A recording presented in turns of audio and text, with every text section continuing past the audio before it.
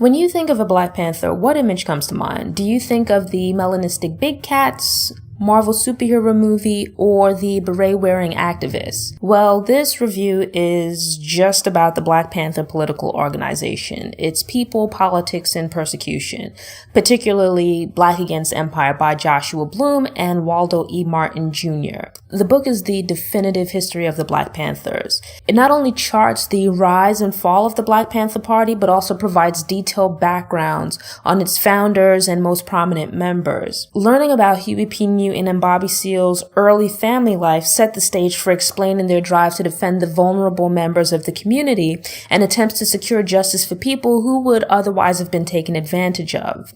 Like many icons and organizations involved in the civil rights and Black Power movement, there's much controversy surrounding the Black Panthers. The image of Black men and women dressed in all Black, sporting afros and carrying guns is a symbol of Black rebellion for some, but for others it's a symbol of Black anarchy and menace. Both sides tend to be overlooking the depth and facets of the organization and its mission. The Panthers began as a community watch group consisting of armed citizens who essentially policed the police by surveilling officers and protesting police brutality in Oakland, California. Over time, the organization grew via chapters that spread up across the country, and social activism expanded to include a free breakfast program for children, community health clinics, and an independent newspaper. On the flip side, the organization's beginnings as an all-male group attempting to reassert Black manhood meant that there would be some conflict with regards to gender roles. The acceptance of aggression, guns, violence as potential tools of resistance stems from traditional concepts of masculinity. As a result, the initial expected role of women, if any, in the Black Panthers was traditional, providing support for the male Panthers while being subordinate in revolutionary activities. Yet within a few years, some of the Panthers' publications and chapter leaders began to advocate for men and women being treated as equals within the group and society at large. Eventually, several women rose to prominence within the Panthers and became icons of the Black Power movement. With this change, the amount of female Black Panthers grew substantially, and several chapters were led by women. Women also held high positions of authority within the party.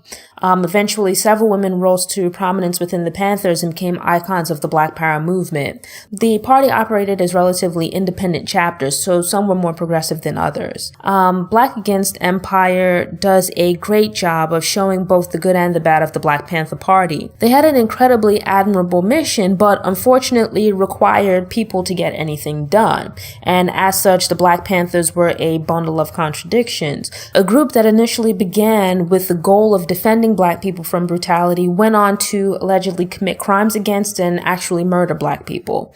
This is one of the most interesting and informative facets of the book, trying to differentiate between the actual wrongdoings of the Black Panthers from propaganda promoted by external forces that saw the Panthers as a threat that need to be neutralized. And then learning that even some of the crimes that the Panthers committed were instigated and encouraged by, members of these external forces. If you like spy stuff, it's actually really interesting for that, because there's stuff that they legitimately got into that they had no business being involved with, that should have been against their mission and their morals. But then at the same time, you then read on further and come to realize that some of these things were actually instigated by people who were essentially plants, meant to undermine their sort of like moralistic authority by showing them to be these people with principles that could be overlooked in certain situations and circumstances. Overall, I thought that Black Against Empire was an excellent book. It's the definitive history of the Black Panthers. It gives a really detailed overview of the organization.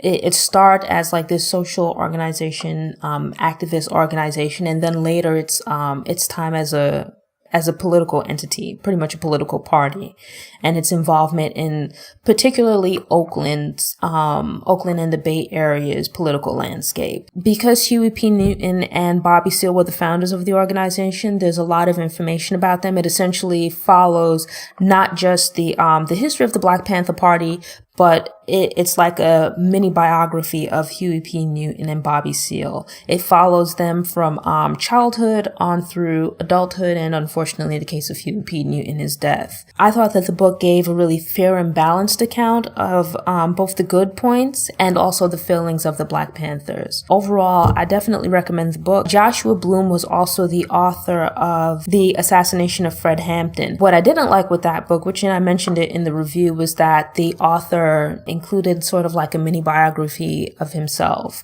What I liked about Black Against Empire was that the authors didn't put themselves in the book. I don't really know much about, to be quite honest, Waldo E. Martin Jr. I don't know who he is.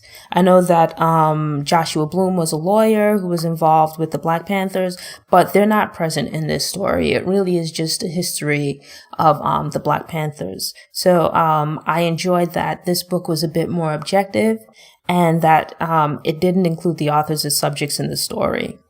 I definitely recommend checking this out if you're interested in the Black Panthers, if you happen to be from Oakland or the Bay Area and sort of just want to know a little bit about the history of the area. It's really great for that as well, at least this part of the city's history. But overall, I thought it was a really amazing book, very informative, very eye-opening about both the good and the bad points of the Black Panthers, some of the rumors and allegations that surround them and their shady dealings, as well as some of the things that happened to them as a result of outside agents infiltrating the organization. So definitely a great book that I highly recommend reading. Thanks again for tuning in, and I hope you return to watch future episodes. For more information about Noire Histoir, visit the Noire Histoir website.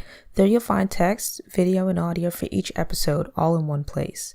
Subscribe to the Noire Histoir newsletter to get fresh content delivered straight to your email inbox. You can also subscribe to the Noire Histoir YouTube channel for videos.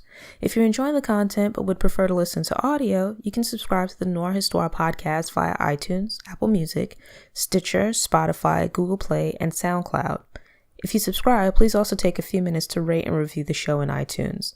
Follow Noire Histoir on Facebook, Instagram, and Pinterest. Enjoy the rest of your day.